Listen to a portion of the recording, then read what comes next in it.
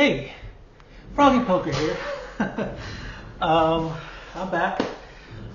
So I finished the second week of studying and playing poker every day. When I started out for this week, I set out to do 10 minutes of study a day and 10 minutes of playing poker a day, and I'm happy to report that I succeeded. So yeah, let's get into it. I do want to say actually before I start that I have downloaded a new audio software program application thing, so I think I might be able to splice together clips for this video, so hopefully the video quality will be that incy-titsy a little bit better. Yeah, let's start. So starting with studying, poker study. So let me actually move the screen. Ooh, look at that. Now I have a screen up. Isn't that cool? Yeah, so I've been doing the course from the ground up. It's on runuponce.com and it's taught by Peter Clark. And it has 31 videos, so if you see here are all the videos. And it goes all the way down to 31. As you can see, I've done all of them, indicated by this red circle here. And so I have my 100%, and I went through the course. Now, I definitely went above and beyond because I only set out to do 10 minutes a day. And if I add up the minimum amount of time that I should have been studying a day, I really shouldn't have been that far in this course. I think I only should have been about 7-8 videos in at this point. But I've been enjoying the videos. It also kind of feels a little bit awkward to stop in 5 minutes. Really, the studying time is a minimum, so if I ever have a moment in time where I don't have some kind of easy video to watch, then I'll have to fill it up with some other kind of study. So it's not as applicable now, but maybe in the future. But yeah, I've just been enjoying watching the videos, and so I've definitely been watching a couple more a day than I intended to. And so where I left off last time was I left off in the 11th video. So this is 6, 7, 8, 9, 10, yeah. So I finished up on this video and I had 20 videos to go. And so I watched 20 videos this week, which is pretty great. I guess my difficulties with this week though are the concepts got a lot harder. As you'd imagine in any course, the content's going to definitely get more difficult towards the end. Especially with these, it just became a lot more dense. Like the verbiage, the concepts, a lot more subtlety. Like we're learning about combos, which, you know, on the surface is kind of a simple concept, but in application it's kind of hard to just count combos. At least for me, I think it's like a skill you have to do a little bit to like get it naturalized in your head, because it's not like super intuitive, I guess. It's like, okay, I have a club, so I can have a club with any 3 of the other cards, so that's 3 combos. And then if you do that with every other pair, it's 12, but I don't think 12 is the answer. I don't know, I'm getting confused already. But yeah, it got really confusing here. So I would definitely say I went through the videos and I understood it on a surface level. I'm going to be honest, I don't feel like I really grasped enough of the information to put it into my play. And I think that's natural. You know, there's 31 videos here, and there's a lot of concepts here that I didn't really know about. And so learning about all of them and trying to piece them all together and then actually being able to apply them is not something I think I should expect out of myself or really out of anybody, especially after only going through this course once and only have been studying poker for 2 weeks until this point. So it's not, you know, I think it's par for the course, but it's definitely something I noticed is that I'm studying, but I don't really feel like I'm applying the learnings in my play. I think the only thing I've been applying in my learnings, which it might be a positive, I don't know if I'm losing more money because of this, is I do think I'm c-betting all the time, which I don't think is intended, but c-betting 100% of the time seems to work out for me because more people fold, and I'm kind of doing it in my head because I'm like, well, I'm representing this range and this board is good for me, but I'm sure I'm not doing it properly. But I'm definitely being more aggressive, which in its own way is beneficial. But that's kind of the only thing I'm using is somewhat c-betting. But hopefully over time, as I study a little bit more, I will be able to actually use these concepts in practice. All right, let's move on to the hands and the poker I played. So bear with me in terms of the video editing. This is my first video actually trying to do any kind of video editing, so I'm definitely going to be bad at it. But yeah, let me talk about the poker I played. So I guess a caveat really quickly is I think most of the poker results that I have, for the most part, in I mean, maybe this first couple months, I'm not sure. I don't know how long it's going to take me to actually start putting in volume every week that is significant, but I'm really not putting in any amount of volume that would mean that these results matter too much. But I'll still mention them just for the sake of, summarizing my results. So for this week, the second week, I played 184 hands. I put in 1 hour and 31 minutes of playtime. I went a little bit over, 10 minutes a day. That would be 70 minutes for the week, but I put in 21 minutes extra. So I played a little bit extra this week. I was had a little extra time. I was enjoying myself. And in the results, I lost $5.94. This is at 1.2 cent 6 max. So terrible. Yeah, I did not do well at all. I don't know how much the sample size matters, although I do acknowledge that my play is awful, so I'm definitely losing player, but I don't know if it's so awful that I'm losing, I think that's like 150 big blinds lost per 100 hands or something, which is, I don't think my loss rate is that bad, but I definitely made some mistakes, and I actually have 2 hands here, and one of the hands is the ones I have on the screen right now, that I'm going to actually go over in a hand review. That's going to be my first ever hand review. This is going to be fun. So, caveat, I feel like when I play these hands, I'm not sitting here and dissecting it to the same amount that I'm going to when I'm doing a hand review. When I'm playing it, I'm kind of just like, I have ace king off, unga bunga, like good hand, I'm just going to bet it, and then if that guy bets me, I'm going to bet him harder because I have ace king off. So a lot of the times I'm not sitting here and doing like deep analytical play, which is something that I definitely should be doing going forward. I should be thinking more about what I'm doing and what my opponent could have. But a lot of the times I get overwhelmed with all the thoughts of like, there's so many options they could have. I still don't kind of really get it. So I kind of just go like, I have this hand, I'm going to bet it. And, that's like very level 1 poker play, and I plan to improve. But but just as a caveat, most of the hands pretty much all the hands I've been playing since I've been starting this journey have kind of been like with a very simple mindset, and I'm not really thinking too much about my opponent's play. So know that going into this. But yeah, here's my first ever hand review. So I start out with ace king off in the big blind, and under the gun 3 bets to 6 cents. It folds to the button. The button calls, and small blind folds. And so I'm pretty sure this is bad. I don't know. I think this is bad because I don't think in live poker everybody's calling this, and just we're all calling this to see a multi-way flop. But I think on online and better poker, you're supposed to be more aggressive here. But I also have ace king off, so I'm going to be 3-betting anyway. But I believe if I had a different hand that's still playable, I think I would 3-bet this regardless. I'm not sure, or I'd be more incentivized because I think that's what's called squeezing, and I'd want to squeeze this person out of the hand. Anyway, I have ace king off, and I'm going to 3-bet. And I don't really know how to pick my sizing here because there's 15 in the pot, and I don't know if you're supposed to consider the pot or you're supposed to just consider what the raise size is and 3x it, because that's always what I see, is just like 3x this. But I don't know if you're supposed to count all that together and then 3x that. I don't know how you're supposed to take into account my positioning. Like I do recall in the videos, he's like, if you're out of position, you want to bet a little bit harder because of like equity denial and like you're out of position, so it's worse for you. I don't know. Again, I'm not thinking too hard. Unga bunga, so 26 it is. Hopefully it's good. I'd imagine that I should have probably done a little bit more. But I guess in the way that the hand played out, it didn't really matter. But in the future, that's not good poker thinking. I should think about each individual action, and I think I probably should be betting a little bit more here. I'm not completely sure. Under the gun, 4 bets. Uh-oh. And then the button gets out of there, smartly so.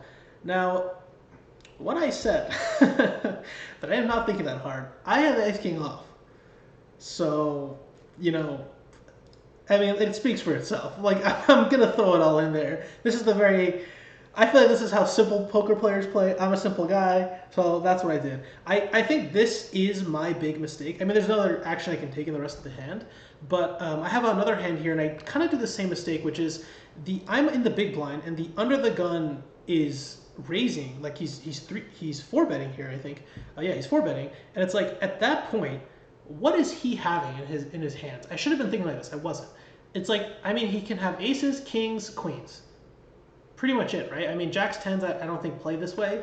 I don't know this player.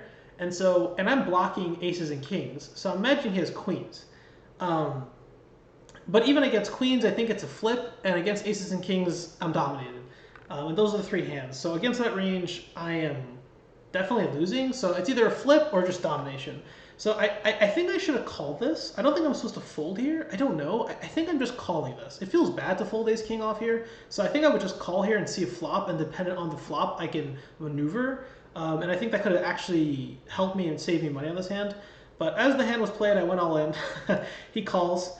Obviously, he's going to always just jam there. And the board comes out 8-8-4. Now, here's the best of my poker analysis ability. I did not think this ever. This is the sharpest that I've ever got in this game. I don't think that he has anything on this flop. The hand's already over, so the hand's going to play out. But if I didn't play it poorly and I just called, I think I could have maybe got away from this hand because it's 8-8-4. And what does he have? Pocket eights under the gun. He's calling it all in. I don't think so. I mean, there's no way he has pocket eights here. It's so unlikely. He has one combo of it. Fours, I don't think he's playing that way. Ace eight suited, I don't think he's playing that way. Any four, like I don't think he connects with this at all. So it just has to be an overpair. And I think he would have bet here with an overpair, and I probably would have been able to get away with ace king off. So I think that could have been my way to get out of this hand and save myself a lot of money. But as the hand was played, I didn't. The board comes out pretty whatever, and the villain had queens. So yeah, as I played it, I definitely played it poorly, and I definitely should have not went all in there, and I think I could have saved myself money, because I think I could have folded off this flop if I was just thinking a little bit harder about it. But, you know, what do you know? Lesson learned. All right, on to the second and last hand of my poker playing session. I only had 184 hands, so not really a lot to mention, but these are the two big hands that I lost most money in, which make up most of my losses, and both of them are my fault. So I have queen, king, or king, queen. I think you're supposed to say the higher card first. King, queen off in the big blind. Under the gun raises. This is a very similar hand of the last hand. So, and I think this actually points out a weakness that I have. But let's continue on. So it folds all the way to me, and I 3-bet. I think that I shouldn't have done this. I think I should have called.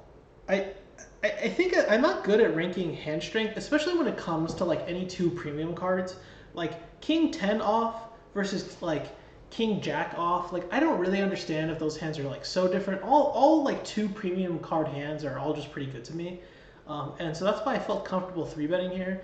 In reality, I think it would have been okay if I did this bet if the button was the one who bet, or the small blind.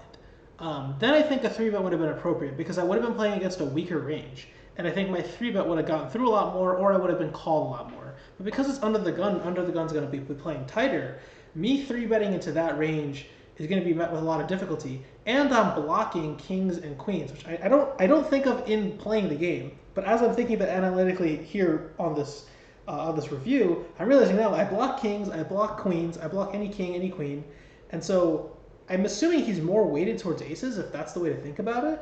And so I'm not really running into something that I could beat here, and I should have just called and saw flop and then maneuvered from there, especially against under the gun. I think that's my problem, is I don't consider positioning ranges. I don't think as much as I should. The only way I really consider my range is the hand that I will open into the flop with, but I never consider calling someone else's bet based on their range. I'm only at the very surface level. It's like, I'm under the gun, so I should be betting less hands. I'm, button, I could bet more. That's kind of my thought process, but I never go the extra step and it's like, well, this person bet and they're under the gun versus this person bet and they're, button. So that's a different range. So I should have considered that, and I ended up 3-betting here, which is a mistake on my part, because now the under the gun bets me back, and I think it's kind of a weak raise, so I think I have to call here. Like at this point, I realize I made a mistake, and I think he has me kind of beat, and I probably could have just like exploitatively folded, but I'm like, well, I'm already too deep in. Maybe he has some kind of like 10 or jacks. I don't know. So I'm like, let me just call. I mean, I'm already kind of too deep in. I think I'm priced in. I don't really understand. I call. Flop comes out 8-7 queen rainbow. I hit top pair with probably the best kicker. I mean, unless he has ace queen here. And I check because I'm scared. I don't know if I'm supposed to bet here, but he already like 3-bet me, and I'm kind of already like wanting to get out of his hand. But I have top pair, so I don't think I can go anywhere, even though my heart's telling me I need to get out of here. He bets about 1/3 of the pot. I reluctantly call. It comes out of 2, which I believe is just a brick. I don't think either of us have 2s here. you know, I'm seeing how all this poker knowledge actually helps here. Because, yeah, why would any of us have a 2 here? Wow, that makes a lot of sense. Poker's actually starting to make a lot more sense. Okay, wow. Teaching, you know what? That course is actually pretty good. So I don't think this changes either of our hands. So I'm checking. This man overbets all in my entire stack. And, you know, I maybe should have just folded here because I guess if you're really thinking about it, what does he have here? It's like he doesn't have any 2s, I don't think. I mean, does he have like... I mean, what does he have? 8s? 7s? I don't think he plays that way. If he has queens, that's crazy because there's one combination of that. Maybe there could be like an ace-queen in his hand. I could see ace-queen. I don't think any lower queen X hand is betting the way he does. And so it's probably just kings or aces, right? I think he's playing this way like he has an overpair. I also feel this is how people play when they just have a pair that's really strong in this game. Is like they don't even give it like care about what's on the board. They're just betting incessantly.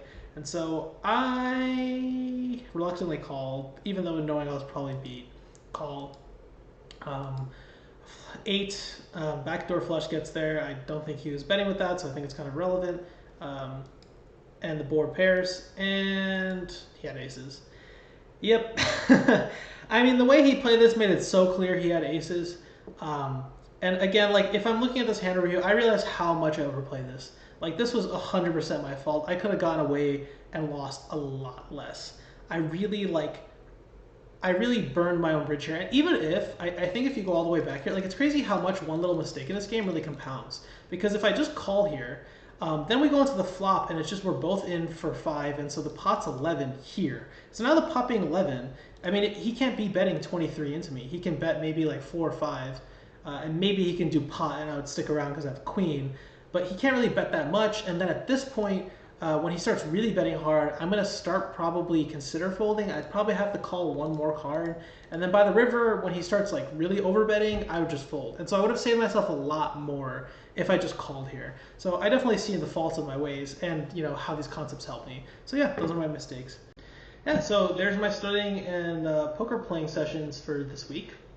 I think overall I'm happy with it. I mean, I made silly mistakes in the playing, but you know that's good. I'm glad that I reviewed it, and I'm gonna try to not make that same mistake in the future. Be a little bit more cognizant of what I think my opponent could have here, or what the range is representing, and blockers and this kind of thing. So it's good. The mistakes only make you better. So yeah, I'd say this week has been very successful, and yeah, I'm looking forward to the next week. So for the next week, I'm increasing the time that I spend on studying and playing again. So in terms of studying, I'm making the minimum amount of time that I have to spend studying a day, 15 minutes. And that roughly equates to about a video a day, and that seems fair. So I'm going to shoot 15 minutes a day in studying, and then 15 minutes of playing poker a day, 6 max, 1 table. I just want to focus on one. I think I'm going to soon start adding in 2 tables, because I find a lot of times I'm not playing a hand, and you know I could be using that time just playing on another board and actually playing a hand. I just find that when like you have multiple boards and they all have hands, very quickly my play degrades. And I'm really trying to get better. I'm not really trying to put in value if I'm terrible. So I'm really just trying to focus on my play and improve. So I think I will move into 2 tabling eventually. But for right now, 15 minutes, 1 table. And yeah, so great second week. Looking forward to this third week. It's been great. Thank you for watching this. And I'll see you guys next week. Froggy Poker signing out.